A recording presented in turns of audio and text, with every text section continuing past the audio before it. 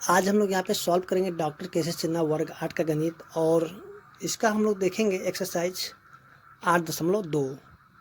देखिए 8.2 में जो दिया हुआ है वर्ड प्रॉब्लम, ठीक है, यानी कि शब्द समस्या। तो देखिए आप इसको जो यहाँ पे बहुत ही ध्यान से बनाइएगा, क्योंकि ये जो है जितने भी यानी कि पूरे बुक में इसका क्वेश्चन आपको हर जगह मिलेगा। चाहे आप कोई भी चैप्टर बना लीजिएगा तो लगभग आपको जो इसका क्वेश्चन हर जगह मिल ही जाएगा, एक दो क्वेश्चन, ठीक है। तो देखिए इसको समझने के लिए सबसे पहले करना क्या होगा, इसका जो एक्सरसाइज 8.1 है उसको पहले आप जाके अच्छी तरीके से बना लीजिए, ठीक है। उसके बाद जो आपको यहाँ पे ये समझ में आ जाएगा। देखिए जैसा कि यहाँ पे क्वेश्चन दिया हुआ है तो इसे हमें करना है गणितीय रूप में लिखना है, ठीक है। गणितीय रूप में इसको लिख करके बताना है कि कौन सा इसका करेक्ट ऑप्शन है। यहाँ पे 4 ऑप्शन दिया हुआ है। देखिए जैसा कि यहाँ पे क्वेश्चन जो एक का ए दिया हुआ है, यानी कि दो संख्याओं का अंतर 38 है। क्या दिया हुआ? दो संख्याओं का अंतर 38 है। उसके बाद आगे जो बोला जा रहा है, यदि उनमें छोटी संख्या x है, यानी क्या है, छोटी संख्या दे दिया है x है, यानी कि दो संख्या के बारे में कहा जा रहा है, ठीक। और उनका अंतर भी हमें पता है कि 38 है, और उसमें से एक छोटी संख्या भी हमें मालूम है। क्या मालूम है? कि x है। तो यहाँ पे बताने की बड़ी संख्या क्या है। अब देखिए जो संख्या हमें निकालना है उसको हम मान लेते हैं, माना, ठीक है। अब हम मान लेते हैं इसको, हमें निकालना बड़ी संख्या, तो बड़ी संख्या हम मान लेते हैं, माना बड़ी संख्या, इसको मानते हैं y है, ठीक है। क्या है? बराबर y हो गया। और देखिए यहाँ पे छोटी संख्या तो दिया हुआ है ना, कितना दिया? छोटी संख्या देखिए दे दिया है, कितना दे दिया? x दिया हुआ है, ठीक है। अब यहाँ पे देखिए, यानी कि बड़ी संख्या और बड़ी संख्या में से जब छोटी संख्या जब हम घटा देंगे तो इसका जो वैल्यू कितना है? 38 है। यानी कि बड़ी संख्या में से जब छोटी संख्या को घटा दिया गया है तो इसका जो वैल्यू है कितना दे दिया? 38। यानी कि इसका मान कितना दे दिया? 38 दे दिया। यानी कि देखिए दो संख्याओं का अंतर कितना? 38। यानी कि दो संख्या है और इनको जब घटा दिए, अंतर में से क्या होता है? घटाओ, ठीक है। तो यहाँ पे घट गया। देखिए दो संख्या को जब घटा देने के बाद कितना, उसका मान कितना हो गया? 38। तो यहाँ पे बताना बड़ी संख्या। तो देखिए बड़ी संख्या y है, तो हमें y का वैल्यू निकालना है। तो देखिए y को उसी तरह हम रहने देंगे, बराबर में देखिए 38 है तो 38 को लिख लेते हैं। देखिए माइनस में x है ना, तो माइनस है तो दूसरी तरफ जाके क्या हो जाएगा? प्लस बन जाएगा, ठीक है। यानी प्लस में x हो गया। तो हमें निकालना था बड़ी संख्या, तो बड़ी संख्या का हमने माना था y, तो y का वैल्यू कितना निकल गया? देखिए 38 प्लस में x, तो यही इसका आंसर हो जाएगा। देखिए यहाँ पे ऑप्शन कौन सा? तो ऑप्शन नंबर 1 जो इसका सही आंसर हो जाएगा, ठीक है। तो चलिए अब देखते हैं इसका जो क्वेश्चन नंबर बी दिया हुआ है। तो बी में भी दिया हुआ दो संख्याओं का अंतर 57 है, और इसमें जो बड़ी संख्या दे दिया y। तो यहाँ पे बताने की छोटी संख्या कौन सा होगा, ठीक है। चलिए सबसे पहले क्या करते हैं, क्वेश्चन को लिख लेते हैं। तो देखिए यहाँ जो क्वेश्चन नंबर बी दिया हुआ है, तो यहाँ भी उसी प्रकार से करेंगे जैसे कि क्वेश्चन नंबर 1 को किए, सॉरी 1 का जो ए था सॉल्व किए थे, ठीक उसी प्रकार इसको भी सॉल्व करेंगे। देखिए यहाँ पे जो हमें पूछ के आ रहा है छोटी संख्या, चलिए हम छोटी संख्या का मान लेते हैं, यानी माना छोटी संख्या,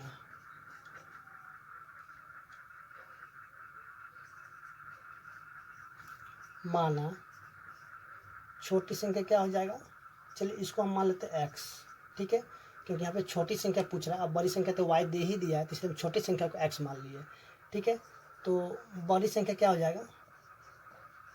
देखिए बड़ी संख्या जो यहाँ पे दिया हुआ है, क्या दिया हुआ है? y, ठीक है।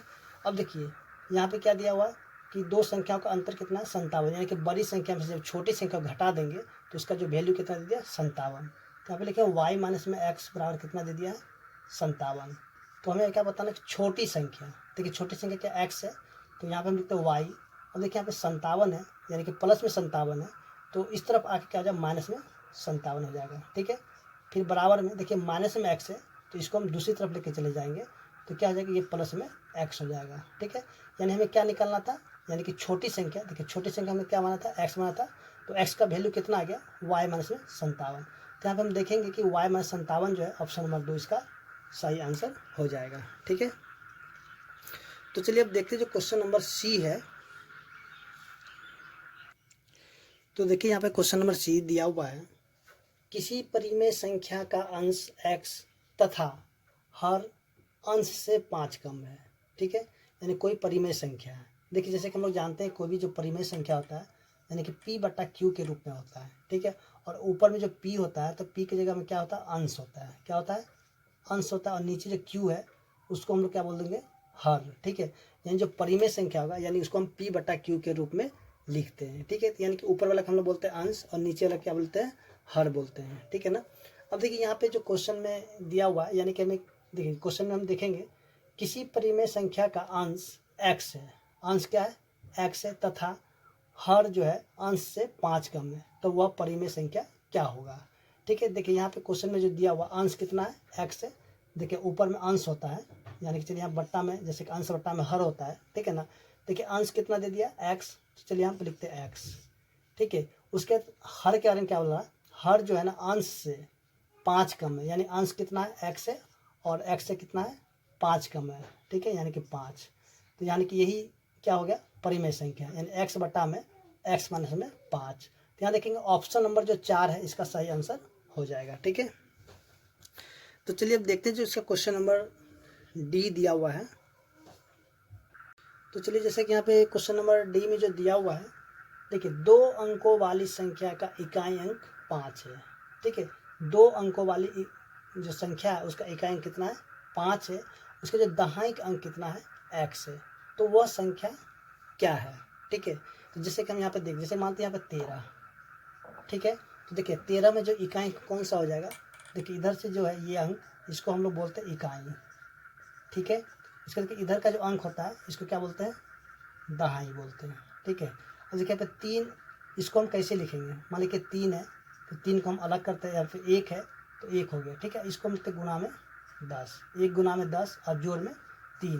देखिए दहाई है, दहाई यानी कि जो इधर का अंक होगा उसके साथ में क्या होगा, गुना होगा 10 होगा, ठीक है। देखिए इसको गुना करते हैं, 10 एकम 10 और जोड़ में 3, 10 और 3 कितना हो जाएगा, 13 हो गया कि नहीं हो गया, 13। तो उसी तरीके से यहाँ पे जो है, जो देखिए यहाँ पे इकाई का अंक कितना है, 5 है, और दहाई का अंक क्या है, x है। तो यहाँ पे प्लस में दहाई की जगह हम लिखेंगे x। अब देखिए जो x है, x साथ क्या गुना होगा, 10 गुना होगा, तभी तो ये दहाई हो गया। यानी कि 10 को हम गुना कर देंगे x से, तब क्या हो जाएगा, दहाई हो जाएगा। जैसे कि यहाँ पे देखिए 1 था तो 1 को हम गुना किए 10 से, तब ना ये दहाई हो गया 10। फिर 10 में हम 3 को जोड़ दिए, फिर से 13 आ गया। ठीक इसी तरह यहाँ भी करना होगा, ठीक है। यहाँ के 10 को गुना कर देंगे किससे, x से, तो क्या हो जाएगा 10x प्लस में 5। तो वो संख्या क्या हो जाएगा, 10x प्लस में 5। तो ऑप्शन नंबर जो 2 इसका सही आंसर हो जाएगा, ठीक है। तो चलिए अब देखते हैं इसका जो क्वेश्चन नंबर 2 है, ठीक है। तो देखिए क्वेश्चन नंबर 2 का जो ए नंबर दिया हुआ है, अभी देखिए यहाँ पे जो क्वेश्चन दिया हुआ है, ठीक है। 2 लगातार सम संख्याओं का योग 18 है, ठीक है। 2 लगातार सम संख्याओं का योग कितना है, 18 है। तो सबसे छोटी संख्या को x मानते हुए, ठीक है, इसे क्या करना है, इस कथन को समीकरण के रूप में लिखें, ठीक है। तो यहाँ पे जो दिया हुआ क्वेश्चन, ठीक है। तो यहाँ पे हमें क्या करना है, देखिए यहाँ पे हम कहते हैं मानते हैं, ठीक है, क्योंकि यहाँ पे क्वेश्चन नहीं बोल दिया कि सबसे छोटी संख्या को x मानना है। तो देखिए माना कि दो जो है यहाँ सम संख्या, माना कि 2 सम संख्याएं, ठीक है। एक हो जाएगा x, यानी कि पहली संख्या x हो गया छोटी संख्या। अब कहता है कि दूसरी संख्या क्या होगा, देखिए x प्लस में क्या हो जाएगा 2। देखिए अगर पहली संख्या का हम x मानेंगे तो अगली संख्या क्या हो जाएगा, x प्लस में 2। अब सम संख्या क्या होता है, देखिए सम संख्या यानी कि जो 2 से भाग लग जाए, ठीक है। जैसे 2 हो गया, 4 हो गया, 6 हो गया, 8 हो गया, ये सब के सब क्या हो गया, सम संख्या। तो जो पहली संख्या x हो गया तो दूसरी सम संख्या क्या होगा, x प्लस में 2 हो जाएगा, ठीक है। अब अकॉर्डिंग टू क्वेश्चन यानी कि प्रश्न के अनुसार हम देखते हैं इसको, तो क्या हो जाएगा, x हो जाएगा, ठीक है, ये पहली संख्या, और ये हो जाएगा दूसरी संख्या यानी x प्लस में 2, और बराबर में देखिए इनका जो योग कितना है, यानी कि इन दोनों को जोड़ेंगे, यानी पहली संख्या ये हो गया दूसरी संख्या, और इन दोनों को जब हम जोड़ दिए तो कितना हो गया, 18 हो गया, ठीक है। यानी कि हमें इसको क्या करना है, इसको सॉल्व नहीं करना है, इसको यहाँ पे गणितीय रूप में लिख के ही छोड़ देना होगा, ठीक है। यानी इसका जो आंसर कितना हो जाएगा, x प्लस में 2 बराबर में 18। तो देखिए यहाँ जो क्वेश्चन नंबर 2 का जो बी नंबर दिया हुआ है, ठीक है। किसी पूर्णांक का आधा, कोई पूर्णांक है उसका आधा उसके बाद वाले पूर्णांक के तीसरे हिस्से से कितना है, 5 अधिक है। तो इसके भी हमें क्या करना है कि कथन को जो समीकरण के रूप में ही लिखना है, जैसे कि आप यहाँ पे देख रहे हैं, ठीक है, दिया हुआ है। यानी कि फिर से देखिए क्वेश्चन यहाँ पे दिया, किसी पूर्णांक का आधा उसके बाद वाले पूर्णांक के तीसरे हिस्से से 5 अधिक है। ठीक है, तो देखिए क्वेश्चन नंबर बी में, तो यहाँ पे हम कहते हैं मानते हैं इसको, ठीक है, माना कि पूर्णांक x है। ठीक है, इसको मान लिए, जो पूर्णांक हमें नहीं पता, देखिए यहाँ पे करना क्या होगा, जो चीज़ हमें नहीं पता होगा उसको हम मान लें, x मान लें, y मान लें, कुछ भी मान सकते हैं। यहाँ पे इसको हम मान लीजिए, पूर्णांक संख्या उसको मान लिए x, माना कि पूर्णांक क्या है, x है। ठीक है, अब देखिए इसमें क्या बोल रहा है, किसी पूर्णांक का आधा। अब ये पूर्णांक है, चलिए यहाँ पे हम अकॉर्डिंग टू क्वेश्चन कर लेते हैं। देखिए ये पूर्णांक है, ठीक है, इसका हम कर देते हैं आधा, यानी कि x बटा में 2, इसका आधा हो गया, बराबर। ठीक है, अब कहता है कि इसके बाद वाले, अब ये पूर्णांक था, क्या पूर्णांक x है, इसके बाद का क्या होगा पूर्णांक, इसमें अगर हम जोड़ देंगे 1 तो इसके बाद का पूर्णांक हो जाएगा, तो इसका कहता है तीसरा हिस्सा, यानी कि इसके बट्टा में 3, तो इसके तीसरे हिस्से से कितना है, 5 अधिक है। तो इसका जो समीकरण रूप में लिखना था, तो ही इसका आंसर हो जाएगा। ठीक है, यानी कि x बटा में 2 बराबर में x प्लस 1 बटा में 3 और प्लस में 5। ठीक है, तो चलिए अब जो देखते हैं इसका जो क्वेश्चन नंबर सी दिया हुआ है। ठीक है, सबसे पहले इसको यहाँ से हटा देते हैं। तो देखिए यहाँ जो क्वेश्चन नंबर सी में जो दिया हुआ है, 3 लगातार सम संख्याओं का योग 54 है। देखिए यहाँ पे दिया हुआ 3 लगातार सम संख्याओं का योग 54 है, तो सबसे छोटी संख्याओं को x मानते हुए इस कथन को समीकरण के रूप में लिखें। ठीक है, तो जैसा कि इसको क्वेश्चन नंबर 1 बनाए थे, सेम उसी प्रकार से भी क्वेश्चन नंबर सी भी उसी प्रकार से है। ठीक है, तो चलिए यहाँ पे इसको मानते हैं। ठीक है, माना कि 3 लगातार सम संख्याएं, ठीक है, एक तो x हो गया। अब देखिए सम संख्या है, तो देखिए यहाँ पे पहला सम संख्या x है, तो दूसरा क्या हो जाएगा, इसके आगे वाला, यानी कि सम संख्या है तो 2 आगे जोड़ेंगे, फिर इसके आगे वाला। ठीक है, यानी इसके आगे क्या हो जाएगा, यानी कि x प्लस में 4 हो जाएगा। ठीक है, 2 के बाद क्या हो जाएगा, सम संख्या, अगली सम संख्या हो जाएगा 4। ठीक है, तो एक संख्या ये हो गया, ये दूसरी संख्या, और ये हो गया तीसरी संख्या, यानी कि 3 संख्या हो गया। अब हम यहाँ पे लिखें अकॉर्डिंग टू क्वेश्चन, यानी प्रश्न के अनुसार। देखिए इन सभी को हम जोड़ देंगे, यानी कि x प्लस में 2। ठीक है, यानी पहली संख्या, जो कि दूसरी संख्या, और ये तीसरी संख्या। ठीक है, जब इन तीनों को जब जोड़ते हैं तो किन के बराबर है, यानी कि ये 54 के बराबर है। ठीक है, तो ये जो इसको हमें लिखना था गणितीय रूप में, तो ये भी हो गया गणितीय रूप में, इसका आंसर आ गया। ठीक है, तो इस तरह हम देखिए जो क्वेश्चन नंबर सी था वो भी सॉल्व हो चुका है। चलिए अब देखते हैं जो क्वेश्चन नंबर डी है। देखिए क्वेश्चन नंबर डी में जो दिया हुआ है, पिता की वर्तमान आयु। ठीक है, अब देखिए पिता की जो वर्तमान आयु है, पुत्र की वर्तमान आयु की तिगुनी है।